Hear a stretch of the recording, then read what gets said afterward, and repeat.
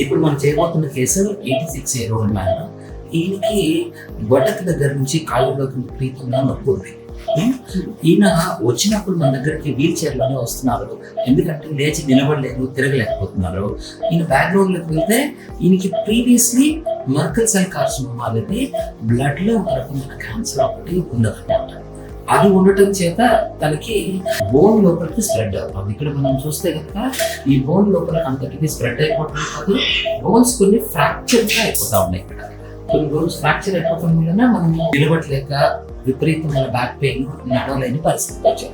ఇప్పుడు మనం ఏం చేస్తాం, యాక్చువల్లీ ఈ బోన్స్ ఫిక్స్ చేసుకోవచ్చు కొంతవరకు, కాకపోతే ఇది చేయాలి అంటే పేషెంట్ ఇంకా రెడీగా లేరు, కొంతవరకు ముందు తగ్గాలి అని అడుగుతాం.